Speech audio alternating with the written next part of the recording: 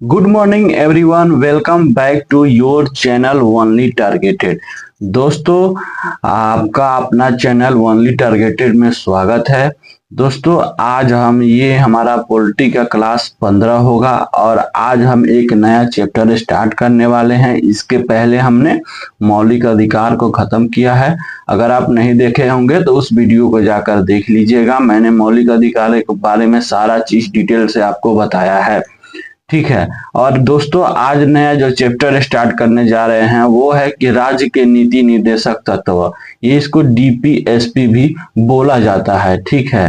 तो दोस्तों, इसके अंतर्गत हमें क्या क्या चीज पढ़ना है, ये सारी चीज को हम पहले देख लेते हैं। हमारे पढ़ने का तरीका आप जानते हैं कि यही होता है कि सबसे पहले हम ये चीज देख लेते हैं कि उस चैप्टर में हमको पढ़ना क्या है, फिर उस चैप्टर की पढ़ाई करते हैं। और आपका काम ये रहा कि पढ़ने के बाद आप उस चैप्टर से एमसीक्यू उठा के प्रैक्टिस कीजिए। आपसे 100% बनता है और एग्जाम में भी आपको बहुत सारा हेल्प करता है। तो चलिए, डीपीएसपी के बारे में हम देख लेते हैं कि इसके अंतर्गत हमें क्या क्या चीजें पढ़ना है। तो देखिए, पहला चीज आता है राज्य के नीति निर्देशक तत्व क्या है तथा इसके अंतर्गत क्या क्या चीजें आती हैं। सबसे पहले हमको ये चीज देख लेना है कि राज्य के नीति निर्देशक तत्व हैं वो क्या हैं और इसके अंतर्गत क्या क्या चीजें जो है वो आती हैं, ठीक है। दूसरा चीज हमको इसमें देखना है कि राज्य के नीति निर्देशक तत्व, जिसको डीपीएसपी भी बोला जाता है, की प्रेरणा कहाँ से ली गई है तथा ये संविधान के कौन से भाग से संबंधित है। इसकी प्रेरणा जो है वो कहाँ से ली गई है तथा ये संविधान के कौन से भाग से संबंधित है, ठीक है। और तीसरा चीज हम देख लेंगे कि समाजवादी प्रकृति। दोस्तों, क्या आप जानते हैं कि समाजवादी प्रकृति आखिर में किसे कहते हैं? तो ये समाजवादी प्रकृति किसे कहा जाता है, ठीक है। उसके बाद हम देख लेंगे कि गांधीवादी से आप क्या समझते हैं। दोस्तों, गांधीवादी आखिर में है क्या और इसके अंतर्गत क्या क्या चीजें होती हैं। उसके बाद हम देख लेंगे कि उदार पश्चिमी सिद्धांत के अंतर्गत क्या क्या चीजें होता है, ठीक है। उसके बाद हम देखेंगे कि मौलिक अधिकारों और राज्य के नीति निर्देशक तत्वों में अंतर को बताए, यानी कि दोनों में क्या अंतर है, इस चीज को देख लेंगे। नीति निर्देशक तत्व के बारे में तो हम अभी पढ़ रहे हैं और मौलिक अधिकार के बारे में मैंने आपको पिछले वीडियो में बता रखा है सारा चीज। तो ये दोनों में अंतर क्या क्या होता है, इस बात को भी हम देख लेंगे। तो ये कुल मिला के डीपीएसपी यानी कि राज्य के नीति निर्देशक तत्व में है वो 6 पॉइंट पढ़ना है और इसी में आपका पूरा का पूरा ये चीज कवर हो जाएगा। दोस्तों, हमारे पढ़ने का तरीका ये होगा कि हम शॉर्ट ही पढ़ेंगे, लेकिन इतना सफिशिएंट पढ़ लेंगे ताकि हमारे exam of point of view से एक भी क्वेश्चन छूटने वाला नहीं है। तो चलिए वीडियो की शुरुआत करते हैं और अपनी पढ़ाई को शुरू करते हैं। सबसे पहले हम डीपीएसपी यानी कि राज्य के नीति निर्देशक तत्व हैं उसके मूलभूत अवधारणा के बारे में जान लेते हैं, ताकि ये हमको ये पता चल जाए कि आखिर में ये है क्या और ये आखिर में बनाया क्यों गया है और इसका मतलब कारण क्या है बनाने का और ये क्यों बनाया गया है। तो सबसे पहले हम क्यों वाला जो चीज है उसको क्लियर कर लेंगे तो डीपीएसपी यानी कि राज्य के नीति निर्देशक तत्व आसानी से आपको समझ में आ जाएगा। दोस्तों, आप एक चीज गौर कीजिएगा कि राज्य के नीति निर्देशक तत्व यानी कि इसमें इसका जो टॉपिक है वही क्या बोल रहा है, राज्य में है नीति निर्देशक तत्व यानी कि राज्य की देख रेख और सुरक्षा के बारे में इसमें हमको लगता है कि जानकारी मिलता है। चलिए देख लेते हैं कि क्या चीज इसमें हमको जानकारी मिलता है, ठीक है। तो डीपीएसपी यानी कि राज्य के नीति निर्देशक तत्व के बारे में बात हो रही है यहाँ पे, ठीक है। तो ये कहता है कि भारतीय संविधान के भाग 4 में, भारतीय संविधान के भाग कितना में 4 में अनुच्छेद 36 से 51 तक, अनुच्छेद कहां से 36 से 51 तक राज्य के नीति निर्देशक तत्व हैं। क्या है, राज्य के नीति निर्देशक तत्व की बात की गई है। किसमें, भारतीय संविधान के भाग 4 में और अनुच्छेद किसमें 36 से 51 तक। इसमें क्या किया गया है कि राज्य के नीति निर्देशक तत्व के बारे में बात की गई है। ठीक है, और इसकी प्रेरणा कहां से ली गई है, आप बताइए। इसकी प्रेरणा देखिए कहां से ली गई है, इसकी प्रेरणा आयरलैंड के संविधान से ली गई है। इसकी प्रेरणा कहां से ली गई है, इसकी प्रेरणा आयरलैंड के संविधान से ली गई है। ठीक है, यानी कि आयरलैंड के संविधान को देखते हुए और उसी के आधारित पे भारत में राज्य के नीति निर्देशक तत्वों का निर्माण किया गया है। ठीक है, नीति निर्देशक तत्वों की भावना सकारात्मक है, यानी कहने का मतलब है इसकी जो भावना है, यानी कि जो जिस लेवल से इसको बनाया गया है, जिस चीज को देखते हुए इसको बनाया गया है वो सकारात्मक है। सकारात्मक किस पर्पज से है, इस चीज को देखते हैं कि अर्थात यह राज्यों को क्या करता है, यह राज्यों के नागरिकों को क्या करता है, सामाजिक आर्थिक कल्याण की प्रेरणा देता है। यह राज्य के नागरिकों को क्या करता है कि सामाजिक आर्थिक कल्याण की प्रेरणा देता है, यानी कि ये राज्य के नागरिकों के सामाजिक और आर्थिक के बारे में सोचता है और उनके बारे में कानून बनाता है। ठीक है, ये जो है न्यायिक रूप से परिवर्तनीय नहीं है, ये न्यायिक रूप से परिवर्तनीय नहीं है, यानी कहने का मतलब है कि इसे न्यायपालिका द्वारा परिवर्तनीय नहीं किया जा सकता।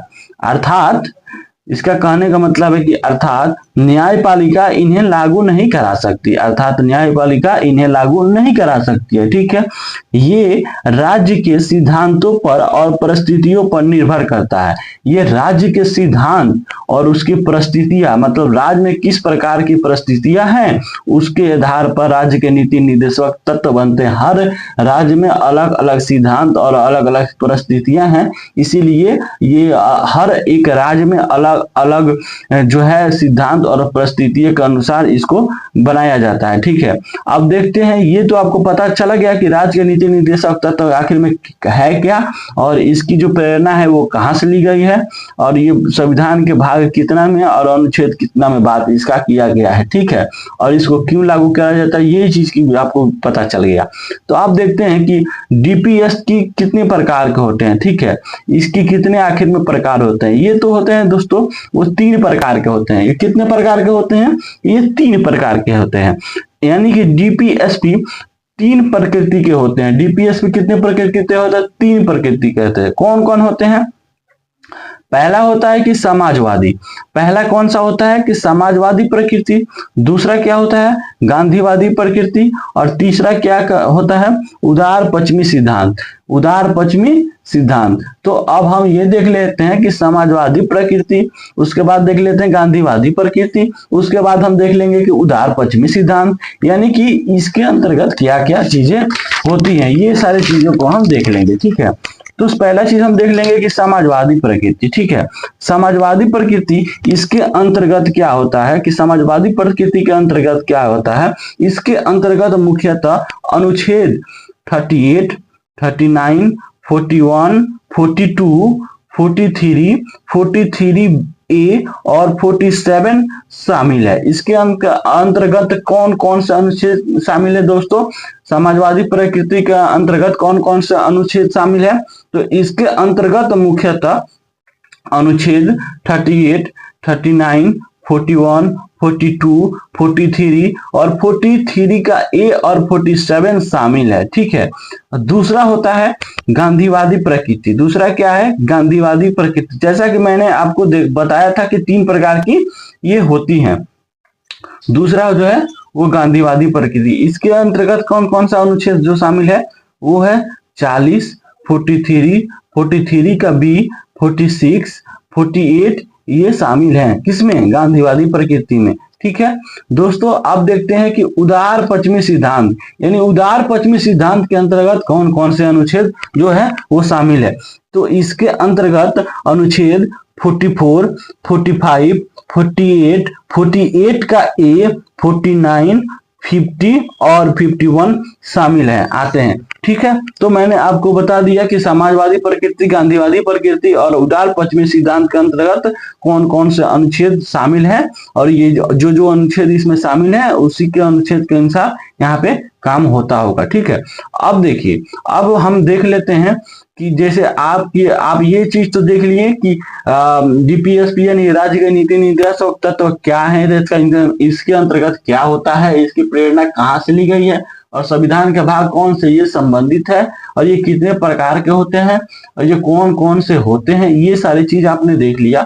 अब हम देख लेते हैं कि मौलिक अधिकारों और राज्य के नीति निर्देशक तत्वों में क्या क्या चीजें आती हैं, मतलब क्या क्या चीज अंतर है दोनों के बीच में।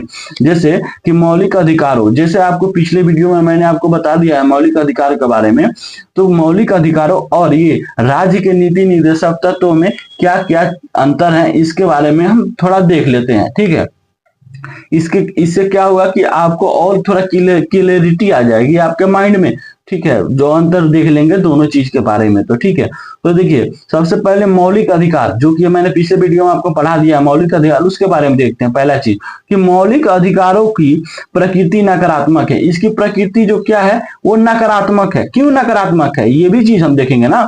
नकारात्मक तो है, हम बोल दिए नकारात्मक है, लेकिन आखिर में नकारात्मक क्यों है, तो ये देखिए मौलिक अधिकारों की प्रकृति जो है वो नकारात्मक है, अर्थात ये राज्य पर कुछ प्रतिबंध लगाते हैं। क्योंकि ये राज्य पर क्या होता है कि कुछ प्रतिबंध यानी कि कुछ रुकावट यानी कि कुछ रोकते हैं राज्य को। ठीक है, यानी कि मौलिक अधिकारों की प्रकृति जो है वो नकारात्मक है। ठीक है, अर्थात क्यों, ये राज्य पर कुछ प्रतिबंध लगाते हैं। ठीक है, और इसी तरह दूसरा देख लेते हैं डीपीएसपी के बारे में, यानी कि राज्य के नीति निर्देशक तत्व के बारे में देखते हैं कि नीति निर्देशक तत्व की प्रकृति जो है वो सकारात्मक है। क्यों सकारात्मक है भाई, क्योंकि ये राज्य को नागरिकों को सामाजिक आर्थिक कल्याण के लिए प्रेरित करता है। क्योंकि ये राज्य के नागरिकों को सामाजिक और आर्थिक कल्याण की प्रेरित करता है और इसके बारे में सोचने के लिए उन्हें बोलता है, और उससे संबंधित ही कोई भी अच्छा से अच्छा कानून बनाता है जिससे कि सामाजिक आर्थिक कल्याण के लिए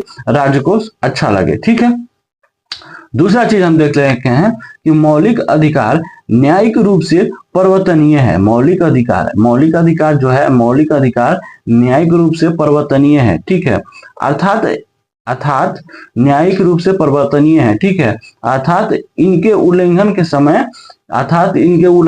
समय जो है स्थिति में न्यायपालिका इन्हें लागू करवा सकती है। न्यायपालिका इनके उल्लंघन के स्थिति में क्या है, न्यायपालिका इन्हें लागू करवा सकती है। ठीक है, और इधर देख लेते हैं हम दूसरी तरफ। ठीक है, कि राज्य के नीति निर्देशक तत्व न्यायिक रूप से परिवर्तनीय नहीं है। ये क्या है कि न्यायिक रूप से परिवर्तनीय नहीं है, अर्थात न्यायपालिका इन्हें लागू नहीं करवा सकती है। ठीक है, अर्थात न्यायपालिका इन्हें लागू नहीं करवा सकती है। ठीक है, ये राज्य के संसाधनों पर निर्भर करते हैं। ये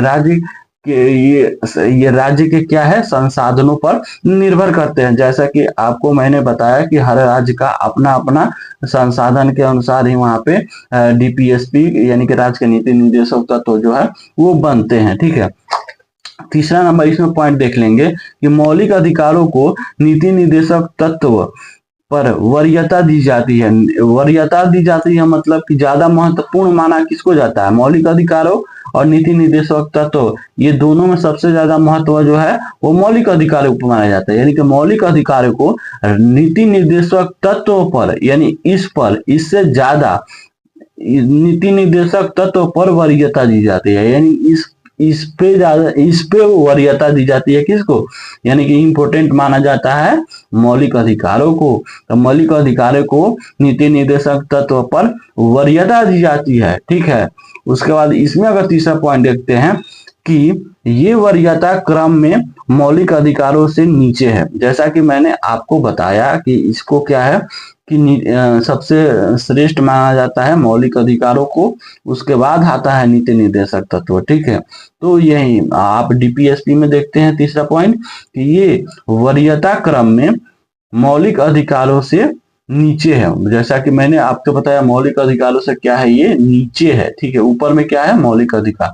ये वरीयता क्रम में यानी कि इंपोर्टेंट किसको दिया जाता है, जरूरी किसको है, ये वरीयता क्रम में मौलिक अधिकारों से नीचे है। ठीक है, किंतु आर्टिकल 39B और आर्टिकल 39C ऐसे नीति निर्देशक तत्व हैं, ऐसे क्या है नीति निर्देशक तत्व हैं जिनको आर्टिकल 14 और 19 के मौलिक अधिकारों पर वरीयता दी जाती है।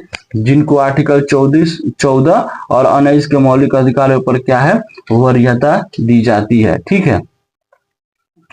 1980 यानी 1980 के मिनवा मिल्स के केस में सर्वोच्च न्यायालय ने इस तत्व की प्रकृति पुष्टि कर दी थी। इस तत्व की प्रकृति जो है वो पुष्टि कर दी थी। ठीक है दोस्तों, इतना कुछ आपको जानने का नहीं, बस आप इतना जानिए कि ये वरीयता क्रम में मौलिक अधिकारों से नीचे है। ठीक है, और इसमें जानिए कि ये मौलिक अधिकारों से नीति निर्देशक तत्व पर वरीयता दी जाती है। ठीक है, अब दोस्तों आता है कि देखिए एक क्वेश्चन आ गया, इतना ही में आपका जो मैंने आपको बता दिया कि डीपीएसपी क्या होता है और ये कितने प्रकार के होते हैं, इसके अंतर्गत क्या क्या चीजें होती हैं और दोनों में अंतर। इससे अलावा कहीं से डीपीएसपी यानी कि राज्य के नीति निर्देशक तत्व से क्वेश्चन आपको नहीं पूछेगा, बस इतना ही पूछेगा। आप याद रखिए मेरे बात और मेरे शब्दों को, क्योंकि मैं जो आपको मटेरियल प्रोवाइड कर दे रहा हूँ वो दोस्तों बहुत आसानी से मिल जा रहा है। इसकी कदर कीजिए कृपया करके, आप इस चीज को पढ़िए, नोट्स बनाइए, रिवीजन कीजिए, बार बार देखिए, पढ़िए, क्वेश्चन मारिए, तब आपको समझ में आएगा कि मैंने आपको क्या चीज दिया है। ठीक है दोस्तों, इससे रिलेटेड एक क्वेश्चन कर लेते हैं जो कि देखते हैं आपसे बनता है कि नहीं बनता है। मैं क्वेश्चन आपको ये बता देता हूँ। ठीक है, कि भारत और अमेरिका दो विशाल लोकतंत्र हैं। जैसा कि आप जानते हैं कि भारत और अमेरिका क्या है, दो विशाल लोकतंत्र हैं।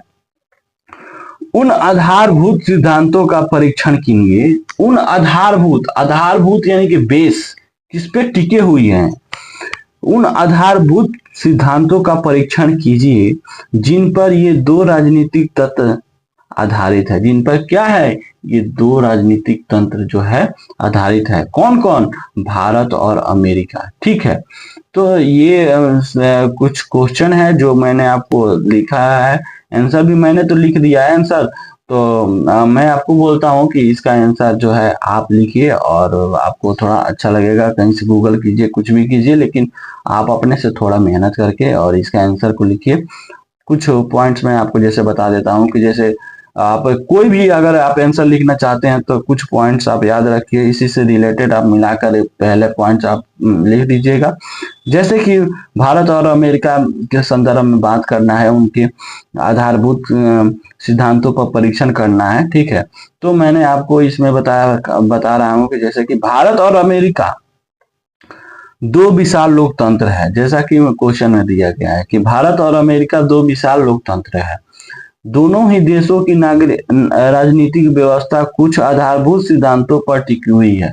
दोनों ही देशों की राजनीतिक व्यवस्था क्या है, कुछ आधारभूत सिद्धांतों पर टिकी हुई है। ठीक है, सूक्ष्म परीक्षण किया जाए तो इन आधारभूत सिद्धांतों में कुछ समानता और कुछ अंतर देखने को मिलता है। ठीक है, कुछ समानता और कुछ अंतर देखने को मिलता है। ठीक है, अमेरिकी से अब पैराग्राफ चेंज करेंगे। ठीक है, पैराग्राफ को चेंज करेंगे। ठीक है, अमेरिकी सिद्धांत से प्रेरित होकर भारत में भी एक लिखित संविधान की अवधारणा अपनाई गई है। अमेरिकी सिद्धांत से प्रेरित होकर भारत में भी एक लिखित संविधान की अवधारणा अपनाई गई है, क्योंकि आधारभूत संरचना के बारे में बात करना है ना इसमें, इसीलिए जिसके अंतर्गत कुछ प्रावधान भारतीय संविधान में अमेरिका संविधान से प्रेरित है। भारतीय संविधान में क्या है, कुछ प्रावधान जो है अमेरिका संविधान से वो प्रेरित है।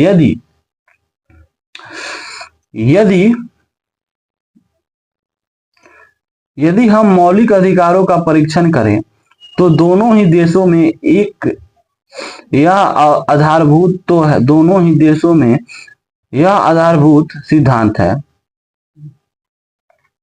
दोनों ही देशों में एक आधारभूत सिद्धांत है। दोनों ही देशों में क्या है, एक ही आधारभूत सिद्धांत है। यद्यपि अमेरिकी संविधान में उल्लेखित मौलिक अधिकार संशोधनीय नहीं है। अमेरिकी संविधान में उल्लेखित मौलिक अधिकार जो है संशोधनीय नहीं है, मतलब कि उसको संशोधन नहीं किया जा सकता। जबकि भारतीय संविधान में उल्लेखित मौलिक अधिकार में संशोधन किया जा सकता है, जैसा कि मैंने आपको बताया और आप जानते भी हैं मौलिक अधिकार के बारे में। जबकि भारतीय संविधान में उल्लेखित मौलिक अधिकार को संशोधित किया जा सकता है। ठीक है। भारत और अमेरिका दोनों ही देशों में न्यायपालिका की स्वतंत्रता को स्थापित किया गया है। न्यायपालिका की स्वतंत्रता दोनों ही देशों में है। यद्यपि अमेरिका में न्यायिक सर्वोच्चता स्थापित है। अमेरिका में क्या है? न्यायिक सर्वोच्चता स्थापित है, जबकि भारत में संविधान सर्वोच्चता स्थापित है। जैसे कि आप जानते हैं कि भारत में संविधान जो है सर्वोच्चता स्थापित है। इस प्रकार की समानता शक्तियों को विभाजन की अवधारणा में देखने को मिलता है। ठीक है। अमेरिका में संघीय और राज्य सरकारें के मध्य शक्तियों का विभाजन है। संघीय और राज्य के बीच जो शक्तियों का विभाजन है, ठीक है, जो भारत में केंद्र और राज्य के मध्य देखने को मिलता है। जो भारत में क्या है? केंद्र और राज्य के बीच देखने को मिलता है। यद्यपि भारत में शक्तियों का विभाजन इस प्रकार का है जिसमें केंद्र मजबूत है। जिसमें भारत में भी शक्तियों का विभाजन, लेकिन भारत में क्या है कि केंद्र मजबूत है। ठीक है। उसके बाद लिखेंगे कि आधारभूत राजनीतिक सिद्धांतों में कुछ स्पष्ट अंतर भी देखने को मिलता है। राजनीतिक सिद्धांतों में कुछ क्या देखने को अंतर मिलता है? ठीक है। जहां भारत में संसदीय लोकतंत्र को अपनाया गया है, वहीं संयुक्त राष्ट्र अमेरिका में अध्यक्षीय शासन प्रणाली को अपनाया गया है। जैसा कि मैंने आपको बताया है कि अध्यक्षीय शासन प्रणाली किसे कहते हैं। ठीक है।